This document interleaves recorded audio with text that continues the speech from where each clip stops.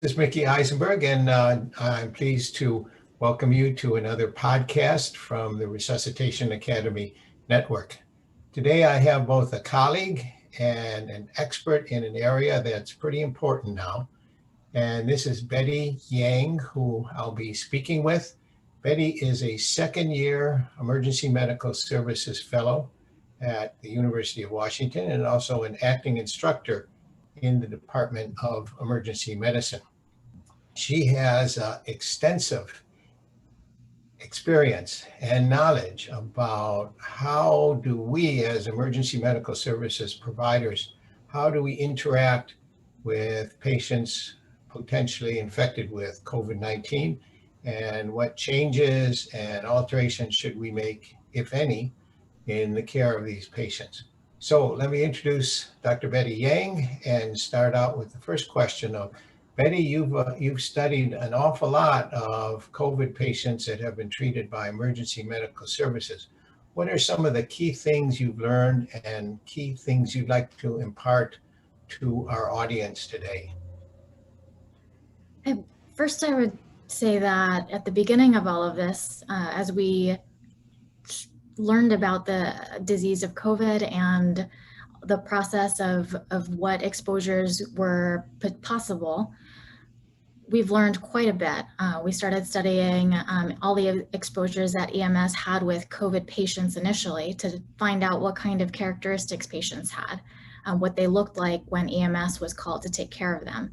And surprisingly, or maybe not surprisingly now, we found that there wasn't any slam dunk symptoms or findings or characteristics that could really sort out what patients had COVID. And so that definitely shaped our strategies in keeping our EMS providers and the community safe, shaping what we did for PPE use. And so this definitely drove our strategies to use PPE for all really high-risk procedures. And that includes like aerosol generating procedures like intubation or CPR. And it also drove a strategy of a scout method, which is essentially decreasing the number of people who initially assess a patient. And so instead of all 4 members of the engine company going to evaluate the patient, maybe 2 of them went, and that would make sure that they had enough PPE to wear to protect them and keep the others out of the hot zone, as we called it, unless they were needed. And so if they did require CPR or require more hands, they would don their PPE and go in and do their regular amazing job at taking care of those patients. Betty, did you find from the EMTs and paramedics, all of them, at least in Seattle, are firefighters, but it would apply to any EMT or paramedic. Did you find that they embraced this? Did they have any anxieties about it? What was their acceptance of this change in procedure? So there were definitely a lot of questions and concerns, and I believe they had a lot of, we had weekly informational sessions to help understand what changes were going to happen and what needed to be done in order to keep them and the patient safe. So people seemed to really embrace the recommendations. And you know, as we all know, the changes were made pretty frequently and required updating pretty frequently. Do you have any idea how many firefighters, I'm putting you on the spot here, you probably may not have this at the tip of your tongue, but how many firefighter, EMT, paramedics, or other responders in the Seattle program developed COVID positive as a result of their job? So I probably don't have the latest numbers on that, but at least in the beginning, up until about the end of March, maybe 700. Sorry, they're not all COVID positive. 700 EMS providers had taken care of COVID positive patients, and only 3 of them had developed COVID, and it was unclear really where they were getting it from. So less than 5% of EMS providers who had taken care of COVID patients had become positive. That's very good to hear. I had another question for you, Betty, and that had to do with the aerosolization of procedures. Specifically, the risk of doing an endotracheal intubation versus the risk of using laryngeal mask airway.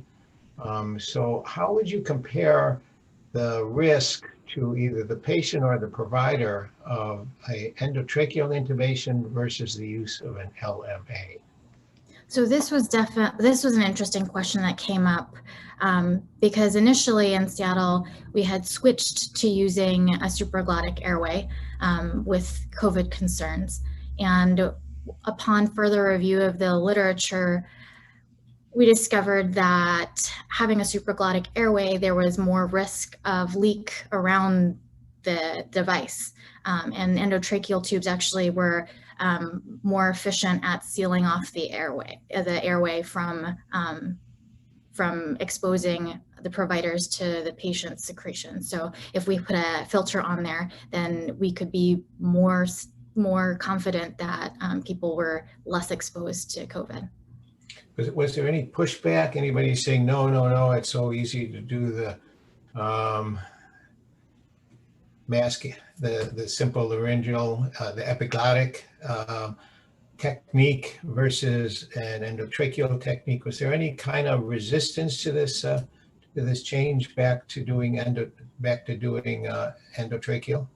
There were quite a lot of concerns because making that first change took a lot of convincing in the first place. And so, yes, I would say there was some retraining that had to be done and education on why the switch back was being made.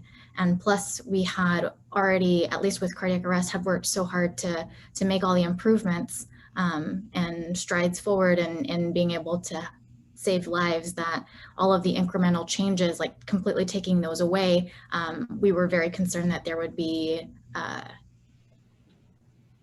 unintended consequences, harms from those. Right. Well, this is certainly something nobody ever anticipated a year ago happening. And how do you feel that, I guess my question had to do with the anxiety that was raised by dealing with this potentially very serious illness and a pandemic. It's not something that happens all the time, thank heaven. But was there special educational programs that you set into place? Did you have any kind of a hotline or anything like that that they could call and get advice? How did you deal with the anxieties that the EMTs and paramedics and responders had about COVID-19? So Dr. Michael Sayre and Dr. Tom Ray had set up these weekly hour-long sessions that were about COVID and updates that were ongoing. So on a pretty regular basis, the medics and firefighters were able to tune in and ask questions if they had any. And in addition to that, when taking care of patients, we did set up a consult hotline. So that was a phone tree through us fellows and then up to the medical directors in case there were any questions on how to manage a patient. If there were any questions about whether to take them to the hospital or what kind of care they should provide, we were available. And that was real time. They could reach you literally at the scene of the patient. They could call somebody and get that expertise. Yes, we were, accessible. I think that was really important in helping with anxiety on that front. Well, I'm sure when you started your fellowship, you had no idea you were going to run into a pandemic.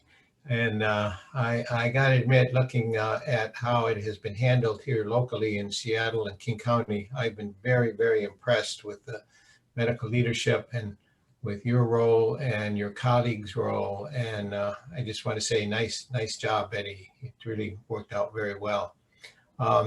Any final comments you'd like to add or say at the moment?